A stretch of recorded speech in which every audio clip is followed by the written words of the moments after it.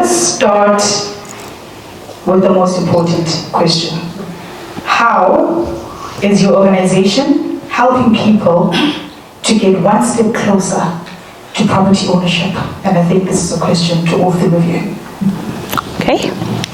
Okay, throw it out there. I'll be number one. Yeah. Okay, so hi everyone, I'm Shanam. I'm from Better Bond. So we are amongst the number one leading originators in South Africa, around for 25 years. I am personally in the industry this is my 20th year in the home loan industry. Okay, so how the company Better Bond is assisting people throughout the country. So we've come up with a number of solutions and different ways of attending to our clients and how we can solution them on an individual basis. Sure. Okay, so what we've done is personally myself, I handhold my clients, taking them through the finance conversations. So at inception, what I normally partner with different agencies, but I also have private clients and companies that would come to me for assistance. All right, so I've got clients that would come to me, and each client, I give them that personal one-on-one conversation because that's what they need. Sure. Each person is different. On times I'm speaking to a first-time home buyer, other times I'm speaking to a seasoned investor. So each one has got their own needs, but irrespective of their income bracket and where they are in their life, I feel my duty to give them the same personal service. Okay, so as a me service, I have that conversation with them, the concept of KYC, know your client, find out where they are in the journey, in the home loan journey or in the home buying journey, and see how I can assist them. All right. So, but partnering with real estate agents and valuers and partnership, of course, relationships, as we've heard time and time again from Pastor to everybody else that's here, is key. You have to have the right partnerships in order to make that correct decision. So, as Better Bond, we've partnered up with all the major banks, which is your Absa, Nedbank, FNB, Standard Bank, Investec, and a few other financial institutions to get the client the best rate and the best deal. That is our Better Bond promise. So how we help in a more in-depth way, aside from giving the best service in terms of the home loan applications, we offer other services. So we assist clients. We've got an in-house system that we help clients with FLISP. For those that don't know, FLISP is a government-aided subsidy program where the government steps in to assist clients with a subsidy to help with buying their first home. So it's a nice little initiative, and we've got that in-house. We also have a conversation around insurance, but holistically, the idea is to solution that client and get them what they need and get them their dream of owning their first home, or with an investment, help them to build wealth, essentially, and give the correct advice. So I'm going to ask you something before we proceed. Sure. You talked about the government funding. Yes. FLISP. Are there any systems in place to ensure that everyone gets treated fairly within that funding? Yes, so they do have qualifying criteria that's from the FLISP perspective, all right? So the income bracket starting is 3,500 and the cutoff is 22,000 Rand. So that's basically where they look at in terms of a client's income bracket to qualify for FLISP. Sure. They have other criteria, which is the number of dependents that they have. They must be a first-time home buyer.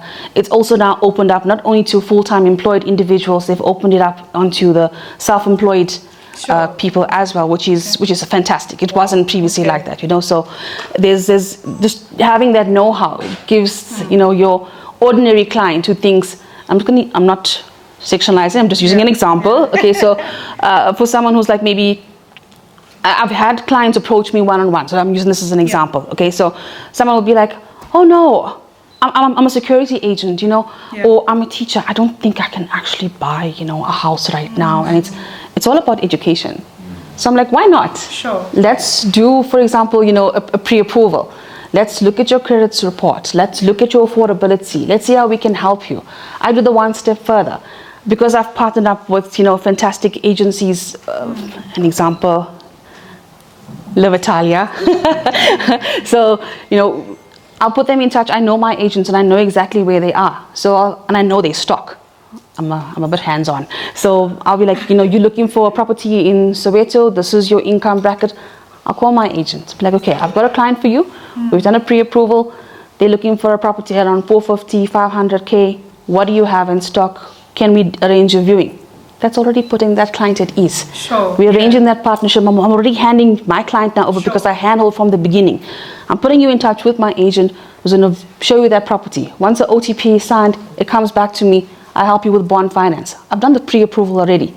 We know we've put it on paper and literally taken it to the bank. Better bonds pre-approvals have a 95% success rate. So if we're doing a pre-approval, we've got a 95% success rate of getting that over the line. Okay, so the client then has that peace of mind, like, okay, thank you so much, you've helped me, you've taken away that stress. Sure. And we partner over with attorneys, and the process continues. But we're here to help, we're here to collaborate, we're here to educate. We want people to own houses. Of course. So property ownership is not exclusive, it's accessible to all. 100%, and that's a message we need, and that's why I believe in Lelo's idea of, property is accessible. You educate a client on credit score, how to increase the credit score, what are the terms and conditions from the various banks. That is how we help people own homes. And for myself, of course, owning a home is an important thing. So, giving the correct guidance to each and every client, because everyone can own a home. So it's just giving the correct guidance and helping those out there that doesn't have the knowledge. When you pre-approve a client and they only qualify for 400,000, it is putting it out there. Who are you buying with? Are you buying alone? Is there anyone you can partnership with in order to own a property? Whether it's for investment purposes, whether it is just put a family into a home. So that is what we do. Sure. So I think also what both of you have spoken about now, what I'm picking up is the importance of financial fitness. Yeah. Yes. It is not only dependent on the lenders, it is also what are you doing on your end 100%. to ensure that you're financially fit for this. And I gave an example 2 weeks back when I was having a conversation with a development company that I think I have this interesting analogy that before you get into a fight, you need to exercise, right? Before you can go to war, you need to exercise. So why go for a property viewing knowing very well that you're not yet fit? And affordability, or you qualifying for a home bond, does not mean you can afford it. So qualification does not mean affordability. 100%. You can qualify for a loan, but that doesn't mean you can actually afford to buy a house, because there's also more to that than just getting the qualification. So thank you very much. I think you are aligning, like so to say, you are aligning. Haley? Thank you so much, and thanks everybody. I'm Haley from Limestone, Managing Executive on the real estate side. I've obviously been there for about 18 years. Prior to that was Nedbank, so also many years of experience in this industry.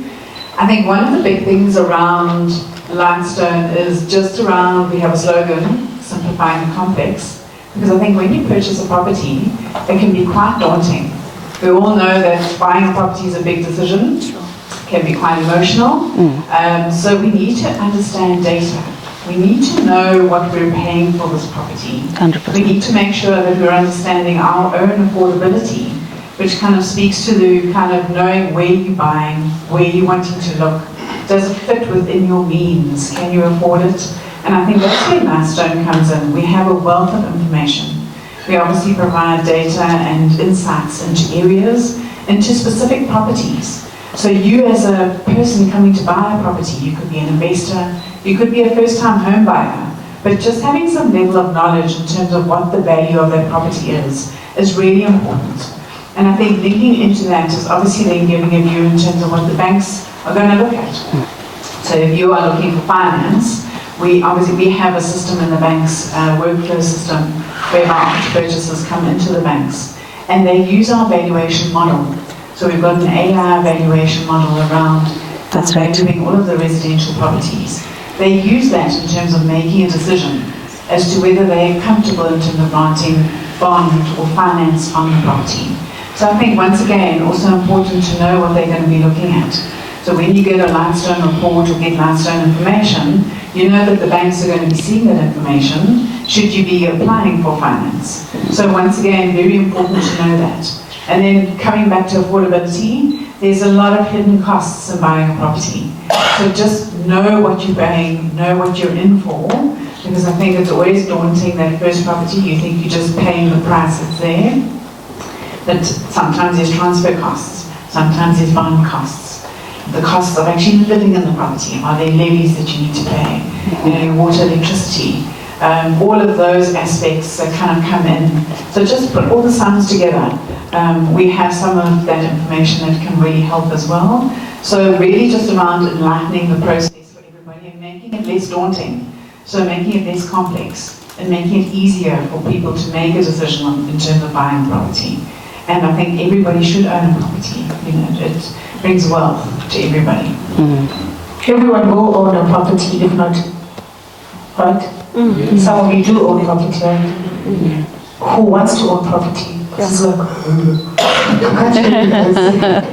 who wants to own property? There we go. There we go. Thank you very much. We'll clap hands for yourself. Congratulations, my son. Right, so Hayley, what does Lifestone actually measure, and how often is that data refreshed to reflect market shifts? So essentially we do a wealth of data models. So we're constantly measuring valuation on residential properties. We do it on a monthly basis. We get an update weekly from D's office. We've got a wealth of information. We go back, we have all of the history of the transactions from the D's office. We obviously work with that data. I think one of the big things around data models is you need a lot of data to make sense and to make the accuracy correct. So we do measure valuation, we look at replacement cost valuation, which they obviously look at from an insurance point of view. We do predictive modeling, so if you buy this property, what is the value of this property going to be in 3 to 5 years' time? We look at demographics, so how are markets changing, how are suburbs changing. We bring all of those factors in terms of how we measure what's happening within areas. So it's really around knowledge on areas and information that we provide on the property side. Nice, thank you. For the lenders, tell me, how do the originators, or rather, the originators, being you, right? How do you educate your clients about evaluation, and the steps before signing an offer to purchase? All right, so this is where we work hand in hand with our agents, our business partners. I think education comes in very important to have a realistic evaluation done of the property before you put the for sale sign on. We explain to buyers as well, you're signing an offer to purchase and this is X amount that, the property is selling for. But listing your property and obviously making sure that the realistic value is on, is for the property would mean that a Lightstone report was done. They've taken in the data and so forth. So it's important it's called loan to value. So the bank would go and do a property valuation as well, and based on the valuation of that property, you would be made an offer. So instead of getting 100% to 110% bond or loan, you are offered 70 or 80%, meaning that you need to put in the difference. You need to put in either a higher deposit in order to afford that property. The risk as well would be if you're putting in a higher deposit, meaning you'll get a better interest rate. If you're putting in, if the risk is higher, if the bank is giving you 100% loan or 110% loan, meaning the bank is taking the bigger risk, and that would mean your interest rate would be much higher. So that's how I see it. Okay. Okay. So the value, I think how we educate our buyers, I think I'll answer 2 parts. Yeah. Okay. So there's 2 parts to it. So a buyer obviously signs offer to purchase, but then so does a seller. Right. Sure. So I think understanding from a selling perspective, pricing your property right, which is where Lightstone comes in, you need to have a good idea as a seller and an owner, what can I actually sell my property at the right price? You need to have a market related price. So that's on one side. That's from the seller's perspective. The other side is the buyer's perspective, right? Yeah. How do we educate that? So from the seller side, the agents normally take care of having that conversation with the sellers, all right? On some occasions, if they need additional notes or whatnot, an originator can myself step in and speak to the seller. From a buyer perspective, we always have that conversation with the buyer, explain the different processes in the application. So just to add on to what Karen said, there's two parts of the home loan application, which some people know, but for the newbies that lifted their hands up, there's two parts to a home loan application, okay? The first part is where the banks look at credibility, which is like your credit score, and then affordability, right? Then if that's approved, the banks issue a template, which is an approval in principle subject to valuation, right? Then the valuation gets done. That's the second part of the application process. So after valuation, then you have a look at, okay, what is the loan to value that's coming back? Sure. So you have that conversation, because I'm digressing. When you have that conversation with the buyer, I explain to them the process, but depending on who I'm speaking to. If it's a first-time home buyer, I do it in little phases. If it's a seasoned investor, then they know already, what, affordability, credit check, valuation is going to come up, and we take the next step, right? So that talking to the client and explain the different steps. What also makes a difference is in terms of the valuation, whatever comes back, you need to prepare your client and have an honest conversation with them. You might be required to have a deposit to put down. Most people don't have 20% deposit. I mean, if you're looking at buying a property of 1 million, 200K is what you need to put down. So, I mean, can you just rock up and there, oh no, I've got 200,000 rand, I'm going to just put it in your account, don't worry, no stress, and I've got attorney costs and all the other things. So it's having that deep conversation with the client and just giving them what is required. So they know what is expected. You're preparing them. So before they sign that offer to purchase, they know, okay, my originator, in this case myself, has had that conversation with me. She didn't just discuss with me credit score, my report is great. I can afford a 500K house or 5 million house. Great. It's also, there's other parts to it. We walk you through the process. Sure, and I think this leads me to the next question, misconceptions. Right. So for lenders and getting a bond granted, the misconception, I can say it's a misconception, but people talk about getting, and I say it's the aisle of death. So while you getting your groceries, you're in the line, and then there's the aisle of death, where there's chocolates, sweets, and things, there's snacks. You don't need that. You walk into the shop to get bread or whatever, right. Butter. But now you see all of these chocolates, and it's 7 rand. It looks small, but you just toss them in, and you're like, okay, maybe I can't afford the extra bit, but I'll use my credit card. And you're accumulating more debt. You won't be able to see it because it's just 6 rand, but there's actually more that you're paying for. And people are being advised that the more you have debt, is the more you get approved for the bond. Right. That's the misconception. I can say it's a misconception. And for the evaluation side of it, status versus location, right? So the more you buy property in township, the more you build more rooms in the township area, the more value the property will have. So I think to each and every one of you, what are the biggest misconceptions in the financing space, in the evaluation space that you would like to correct? Maybe advise on one that you would heard, might be the one I just mentioned, and how would you correct that and advise us? Okay. So I think there's many misconceptions in the industry, right? So there's the first one is like basically the most common one, which is, you need to be wealthy. You need to be earning tons of money in order to earn, which goes back to the first thing that I said. You need to earn lots and lots of money, millions, gazillions, come on, to earn property. And that's not the case, all right? You need to be in conversation with, I would call it, experts in the industry. Your accredited real estate agents, all right? You need to speak to a bond originator. They come with the knowledge, all right? Majority, and I'm saying this, I'm done digressing, but majority of your bond originators come from bank. We are all ex-bank staff, okay? So majority, okay? So we know we ex-banks, all right? So the misconception is that you need to be really, really wealthy in order to own property, and that's not the case, all right? Like I use... So can I just interject there? Sure. When you said you need to be wealthy to own property, the misconception. What would you say is the entry point of owning property ownership? Right, and I knew you were going to ask me something like that. So I kind of planned around that because I'm thinking, this woman's going to ask me like seriously figures, and I'm just going to say, how much do you need to actually qualify? And how much income do you need to earn? Look, that's something that we can answer, but I'm going to give you a holistic answer for everybody that's here. So it suits, this one answer caters for everybody irrespective of income bracket, okay? So the best part to start with is a pre-approval, okay? So when we do that, we can answer that question. Right, and that's fair to everybody here. Is that fair?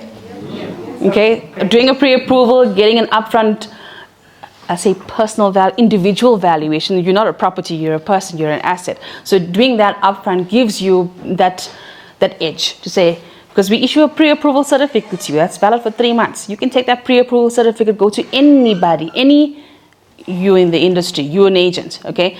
You can take that pre-approval certificate, go to any agent in the industry, and they'll happily sign an offer to purchase for you. Why? Because you've been pre-approved by an accredited, well-known brand. Okay, so that's that part. Your second part was, around the myths. So that's basically how I would view it. Anybody can own a property, but you need to get the right advice. Start in the beginning. Get your information upfront, and then with the correct advice, correct partnership, you take the next steps forward, which is on your way to earning that property that you want. And it can be your dream home. Maybe you can't buy it now, for an example, okay? But with prep work, maybe your credit score, your credit report is not so good. We give you advice. Okay. We talk you through it. I've got a personal little way of working, which is I call a rehabilitation process, okay? So most people are like, oh, your score is terrible. Goodbye. They just say, oh, your score is bad. And then they leave you hanging. I don't do that. I call it a rehabilitation process. I stop, have a chat with that client and say, listen, we can work on 1, 2, 3. And let's look at your accounts. Let's look at, maybe the score is low. That's maybe an issue. Maybe you've got accounts in arrears. Let's look at that. Maybe, God forbid, you are under debt review. Sure. But if you have information and I tell you the steps forward, you can correct that. Maybe in 3 months' time, I worked with one client. I'm giving this example because for 4 years, he was a personal trainer, a sole proprietor, in between. You're not really full-time employed, you're not really self-employed, you're a sole prop, you're a personal trainer, you don't have financials. You're fighting. How can I own my own property? But for 4 years, we worked together. He got himself in order. I got him a bond. Wow. Right? 4 years of hard work by that man. I mean, come on. It was hard work on his side. But the point is, it's not just only the lenders. It's not just the estate agent. It's also you as an individual. Sure. Do the work that is required to get you to where you need to be. Sure. Okay. No? Got you. So in short, the misconception is that you need to be earning a lot of money for you to qualify. And that's a misconception. And that's a misconception. And you're saying just apply for the bond. No, I'm saying get yourself pre-approved. Get information. Get your ducks in a row first before you go sign that offer to purchase. Because once you sign an offer to purchase, it's legal and binding. Yeah, you're done. So, there's many people in the industry. If your agent doesn't advise you that it's legal and binding and you're basically done for, there's legal consequences to that. You can be held in breach of contract, which is something the agents, it's not just signing an offer to purchase or I'm putting an offer for 1 million. It's understanding what that offer to purchase actually outlines. Sure. So my estate agent, I expect that from you. But if you don't do it, me as an originator, I feel it's my responsibility for you to also understand. You signed an offer to purchase. Are you aware of the consequences? Don't tell me, yeah. No, read it. Read the contract, understand where you're coming from so you know the consequences, because we are the next steps in the process, but we're also at the beginning to educate. Thank you. Thank you, Ms. Kay. So one of the big misconceptions that I was thinking about would be if a client is self-employed. We get many self-employed applications. And for somebody with a bad credit score or with a low credit score, they automatically think that when I'm applying in my business name, that won't apply. So the misconception would be, even if I have a bad credit score, I can still apply for a bond as a director of the company. But there's many aspects that goes into applying for a bond, even as a self-employed. So when you apply as a self-employed individual or as a company, one of the biggest questions, or the first questions you would ask your buyer would be if they have a registered business, if they have 2-year signed financials, because that is one of the minimum requirements from the lenders. So a misconception one would be, as a self-employed individual with a low credit score or a bad credit score, thinking they can apply, or that's Sure. yeah. Okay, and what would you say would be the correct way to fix that misconception? All right, by educating. So us as originators, or myself as an originator, generally do training to our business partners, our agents. We go out, we explain. So if we equip you, our business partner, our agent, to know exactly what are the requirements for apply, when you're sitting with the self-employed individual, you would know the right questions to ask. You would know if there's 2 years financials in place. You would know, you'd be able to read financials, not completely, but you'd be able to see if the client can afford a bond and how much they can afford. But to direct the client in the right way would be explaining to them, these are what you would need to have in place in order to apply for a bond, firstly. Got you. Thank you. Hey, status versus location. So I think that's really important, because it really just speaks to what you're investing in your property. I think one of the big things just to be mindful of is you've obviously bought a property at a certain price. You're now kind of deciding, well, I'm going to add on a room, I'm going to fix the bathrooms, I'm going to fix the kitchens. But maybe what you don't realize is that the market may not give you the value back in terms of what you're spending on the property. So I think it's really mindful just to be sure around overcapitalizing, what we call overcapitalizing, where you start spending too much on the property, and in actual fact the area hasn't grown to the level of what you've spent on your property. And when it comes time to sell the property, you won't get the value for your property. So just be mindful around all of those instances. And once again, just have a look in terms of data and information, and also speak to your local estate agent. They have a wealth of knowledge as well, and they can also help guide. Have a conversation with them. I want to do this, I want to invest this in my property. Do you think I'll get the return? It's really important to know that, because you don't want to be spending money on a property and at the end of the day not getting what you paid. So I think just be mindful around that as well. And then obviously also location, really important. If you're buying in an area that has growth in the value of properties, then it gives you more opportunity to spend on the property. So all of that information is something that you need to just take into account when you're looking at doing that. Okay. The one craziest, I'm interested in knowing the one thing you've heard about the misconception about the evaluation. Has there been any particularly, and I don't know, I'm very much interested, I don't know if I'm wrong, but there is this buzz about township investment. Am I wrong? No. Guys. Should I get Red Bulls? We are not in.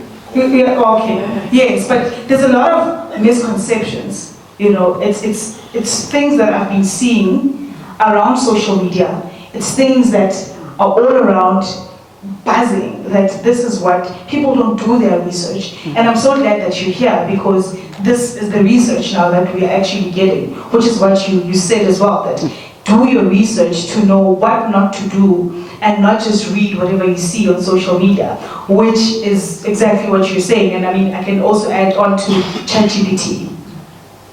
Take side of it. I don't know, but someone can actually post a property on ChatGPT and say, please evaluate this for me, and they might perceive it as being the perfect thing to do because it's ChatGPT, it's accurate. Yeah. So yeah, just you get what I'm saying. So yeah, what would be the one thing that you say you'd like to correct about what you've heard, particularly maybe about Lightstone and evaluations? So I think just touching on some of those topics that you've raised, I think if we look at the townships, there are active property markets. And in actual fact, they have the largest number of transactions happening. If we start looking at segments within the market, it is the most active. which actually speaks to people buying property in those markets. There are some really valuable properties in those markets, and it's working. So absolutely, you know, that for me is, you know, we've recently done an article actually on that, and it was really interesting just to really understand some of the dynamics in those markets. But I think, you know, also just from evaluation, just to be always mindful, you're going to, you know, ChatGPT is everywhere. You can ask any question and you'll get an answer. But, you know, and everybody's kind of starting to rely on it quite a bit.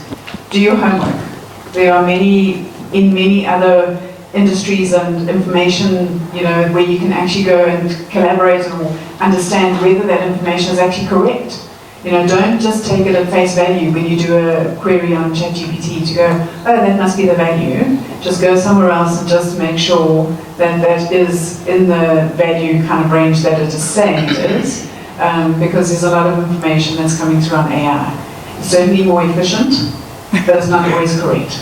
So always just do a little bit more homework. So, Okay, so I'm coming with just an add-on to what Haley has said, right? So from a banking perspective, as I discussed with Haley earlier, I used to do user testing, specifically with Lightstone, and the wealth of data that comes through on Lightstone is amazing, especially from a bank perspective and what it is that they use. So to add on to that, okay, with the experience that I've had. So on that, you have something called comparable sales, which Lightstone pulls through, which gives the estate agent, when they're doing and they're looking at a valuation for that owner or the seller, to have a market-related selling price, right? So comparable sales also shows you what's happening in and around the areas and the suburbs around you. So you can pull that data and it's there. It's on one report. Not to go and click every single web, but to the point of the myth that you're talking about, right? Which is what I'm getting to.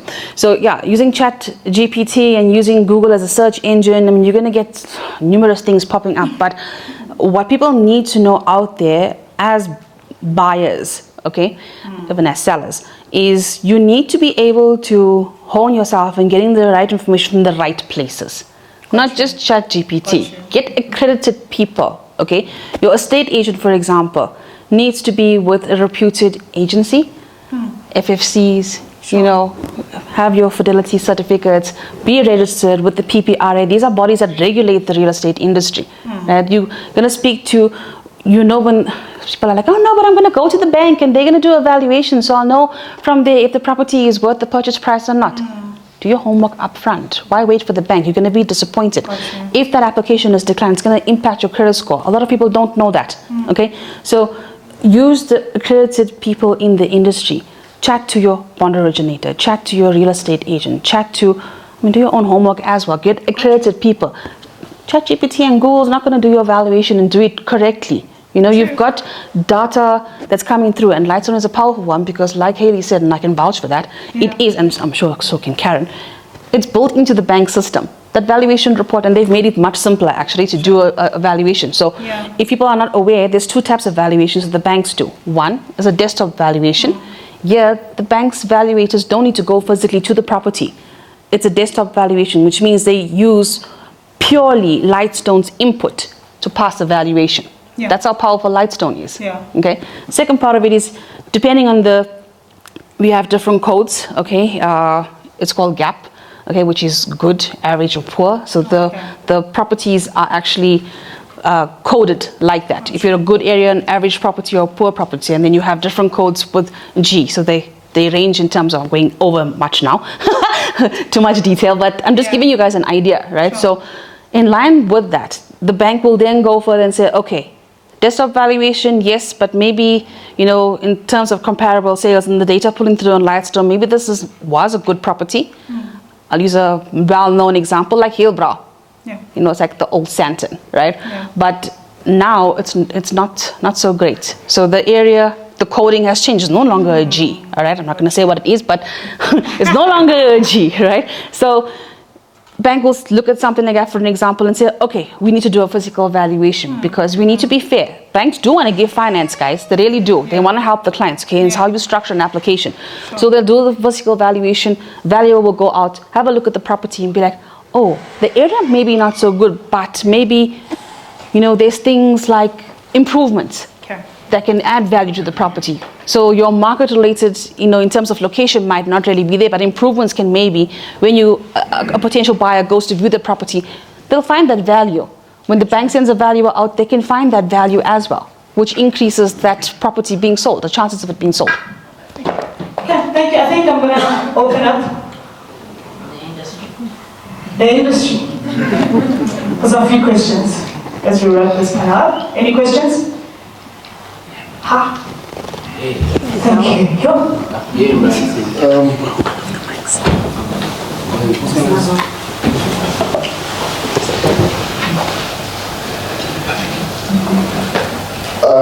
Thank you very much.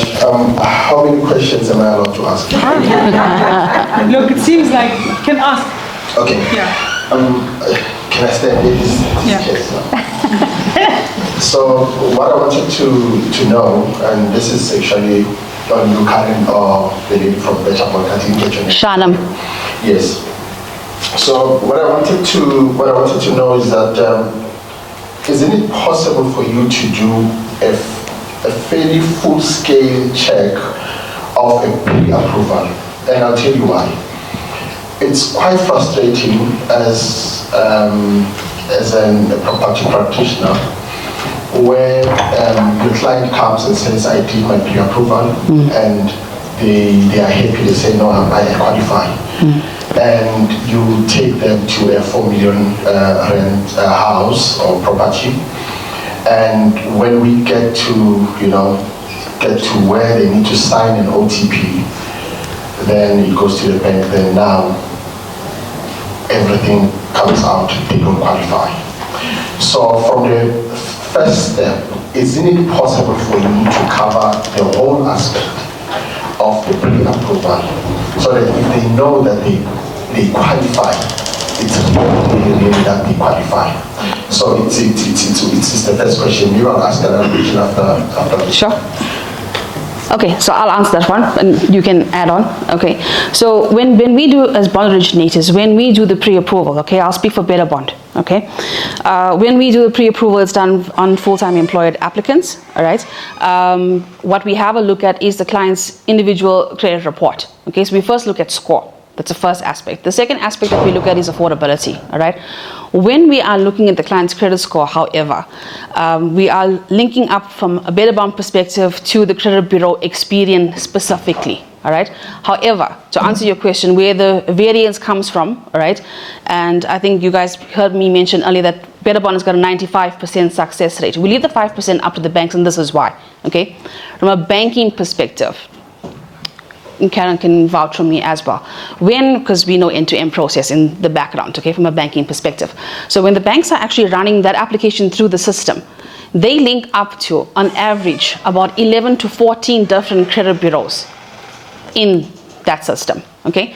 That is from a credit bureau credibility perspective, and then also in terms of an affordability perspective, right?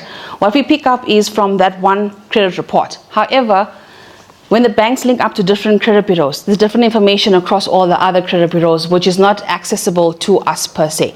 So we can do the maximum in terms of that, correct? And then we take it from there, right? The 5% is from the banks. The second part of it is where that 5% comes in, where we leave it to the banks, is in terms of the valuation.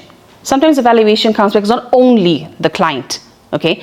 Maybe his credibility is in order, maybe his affordability is in order, but when the banks go out to do a valuation on that property, they might come back and find, okay, you know what, the property was, and it's a physical valuation, maybe the property was neglected. Maybe it's in a good area, you know, it ticks all the boxes, the pictures are great because, I mean, they used filters.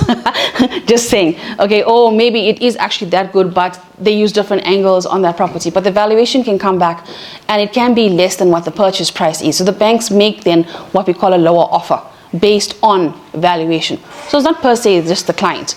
It's based on the valuation of the property, and then from there, you know, now you need to, as a bond originator, try and help the client to come up with the deposit, but also you need to have that honest conversation with your agent, okay? Because not everybody understands the backgrounds, the policies, and everything else that's you know, in this entire process. Okay, Karen? So, you know, when a client comes to you and says, I have been pre-approved, it all depends on where that pre-approval was done. That's also true. I would say clients would go onto the banking website and you input, I earn 40,000, my deductions is this and that, you know, it will issue a pre-approval certificate. And as agents, you would take that and say, my client qualifies for 2 million, but in fact they don't. So if we are saying we're doing a pre-approval, and from my side, when we ask for 3 months bank statements, there's a reason why we ask for 3 months bank statements. When we ask for latest pay slips, there's a reason why we do that. Because we take all of that information, apart from the credit report, that we look at, you know, having an approved score or a good score, we physically go into each and every expense that that client takes or has, because, you know, I would calculate my expenses to be only 10,000 Rand a month, but you don't know what that client spends on data, on, you know, miscellaneous, this and that every month. So if I'm saying I'm doing pre-approval, believe me, it's pre-approval where all the information is taken into account. All the client's expenses, contractual debt, meaning, you know, vehicle finance, other bonds, whatever they have on the credit bureau. So we put all of that together and then we give you a true pre-approved amount.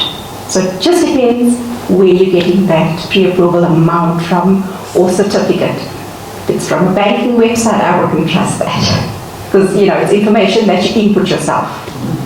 Okay, the very same bank that you going to ask for the bond, we cannot trust it. Thank you very much for that. And then my second question, this is actually for you, Haley. Tell me, with regards to the valuation, what does municipalities use to do their valuations? Because when you go to Lightstone or CNA or whatever, that's a good question. Definitely the valuation for municipality and the one that you guys have gathered is not the same.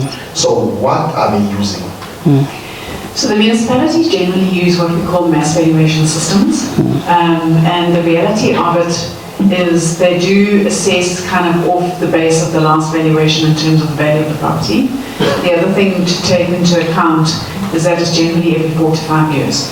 So, you know, when they go and do a valuation, there may be a big jump 4 to 5 years later. And as a result, because they've missed the differences in those other years.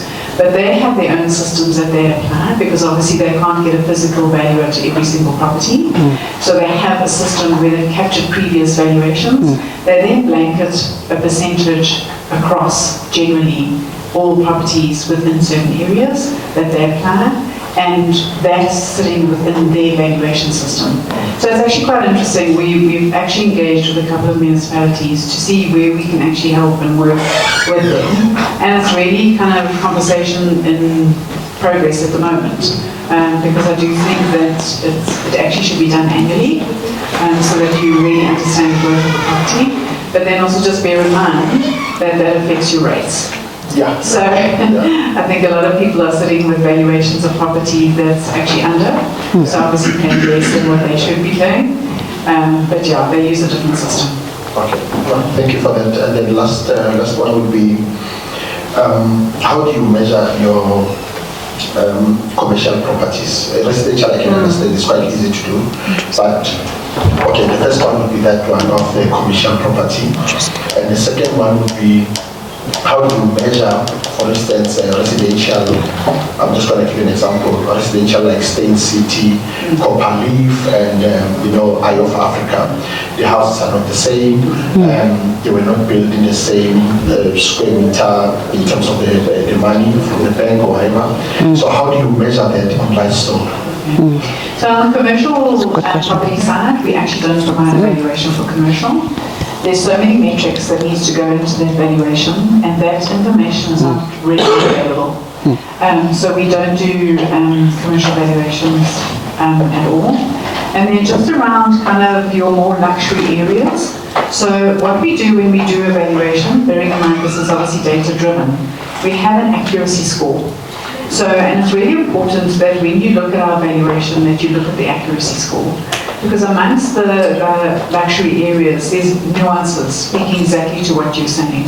So, there could be a library, there could be a wine cellar, there could be whatever, that's not accounted for. And honestly, within those areas, use your estate agents. they have the knowledge of the area, they've seen the growth in the property, and in the valuation report, if the percentage is generally below 80-75% in terms of accuracy, then you need to be aware that you're going to have to look at other valuations because it's data driven. So the super luxury kind of sit in that bracket. It's a little bit harder to do a valuation of data. So definitely link into your property practitioners, they'll be able to assist. Okay, then that would be the same as the township, because obviously township also it's different. It's different. It's actually not as bad because township we do see a lot more similarity. Within certain areas we're finding that it's actually quite accurate. It's just where there's big differences in types of property that you find in terms of the valuations. So it still works, it still applies. Okay, thank you very much. Thank you. Something I want to add to that, if you don't mind. Sorry. Sorry, I'm Natalia from LMW Attorneys. It's just something I need to add with regards to your question, to answer you there. Specifically, I've Africa and like Copperleaf, for example, you'll find people buy their stands off plan. They register the land and then they do a building agreement on the side, for example. Then that client would have paid R1 million for the land. That's what goes on your Lightstone. But they actually took out a building loan with the bank for R6 million. Then you'll find clients who, because purchasers have become well equipped now, they tend to do valuations themselves, and then they go back and they say, but Mr. Agent, the guy bought their property for R1 million, he's selling for R7 million, but the house is three down, paid 800,000. I don't understand.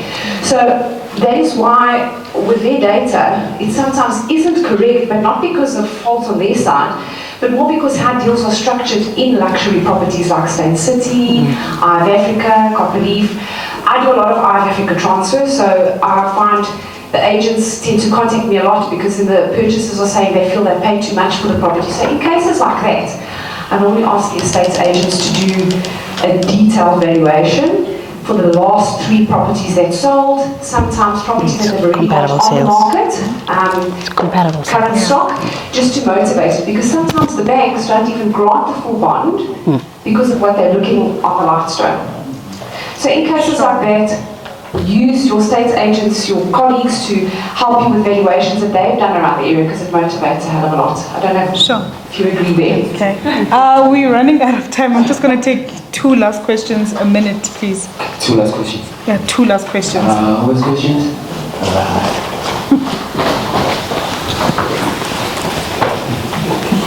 Okay, thank you. So I just want to know, because sometimes we make a lot of mistakes when we start in the property journey. You buy property in your own name, maybe for short-term letting, and as the property grows, you now realize that, I need to actually do this business formally under a company. So I want to transfer this asset now into the company. You go to the bank, then the bank says, no, we can't do that. It needs to be registered as a commercial property. And now that has got a whole lot of implications cost-wise, because the rates would just balloon. So are there any financial institutions that have appetite for such transactions? Because the traditional banks, they strictly want that property to be a commercial property. Okay, before you answer, let's take one last question and then we just close it up. Yeah. Okay.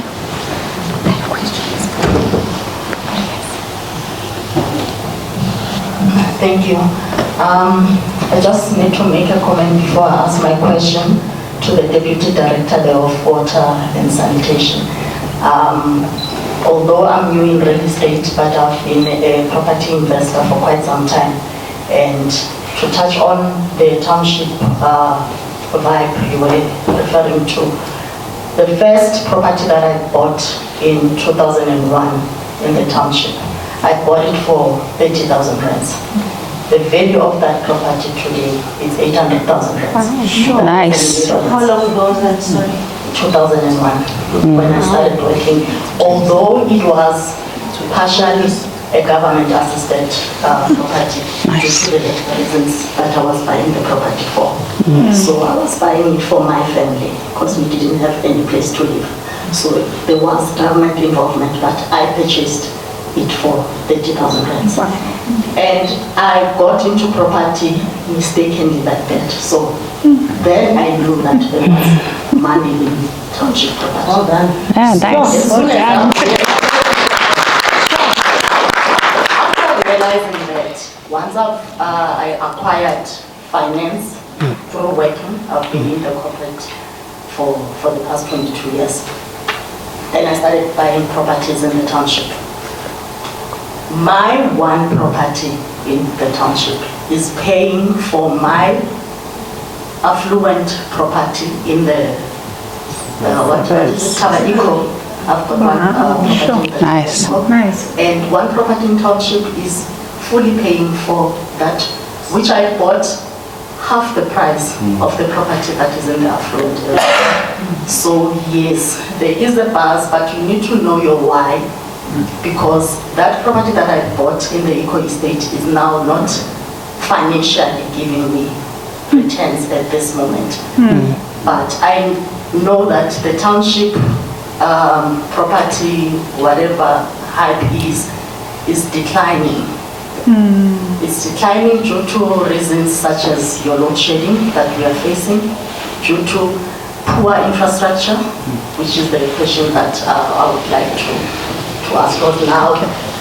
My tenants are now looking at places where there is less water cuts. I'm experiencing water cuts in the areas, and it is getting difficult to get plans approved as well from that perspective. So those are the challenges as a property investor that I'm facing within my portfolio, especially the one that is in the township. Thank you. Sure, thank you. Okay, let's answer the question quickly for 1 minute. For the gentleman at the bank, obviously different banks have different appetites, I'm going to call it that. So there's a commercial division in each bank. So depending on your application, depending on the buyer, depending on, if we need an accountant on this panel to explain to you the implications of moving a property from a residential to commercial, the tax implications and all of that. So I think that's a fully loaded question. You're asking which other institutions can help with commercial. So Joshua, I think you need to answer this Not one. with commercial. Not for commercial. Yes, I just want to transfer it as residential just to the company without turning it rezoning it to commercial. All right, so I think later in our panel with the attorneys, that would be a question that they can definitely answer for you. Okay. Sorry, I got a question. Your current property, it's zoned currently as? Residential. As residential. Do you have a business running from it? Yes. What business, if you don't mind me asking? It's a guest house. A guest house? Yeah. Okay. So to answer your question, there is a bank, okay, depending on how the zoning is and depending on the structure of that guest house.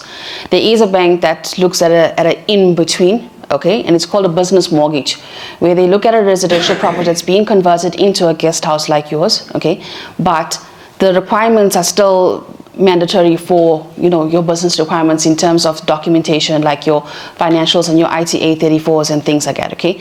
But it's again still the banks, because it's not all banks, so it really depends on that structure of that property, how many rooms you have, and the banks have many other questions aside from that. So it will be taken on an individual basis, but there is a bank that looks at it's called a business mortgage.